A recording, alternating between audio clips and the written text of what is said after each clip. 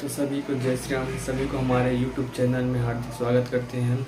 ऐसी मज़ेदार वीडियो देखने के लिए हमारे चैनल को लाइक, सब्सक्राइब एंड शेयर जरूर कीजिएगा। धन्यवाद।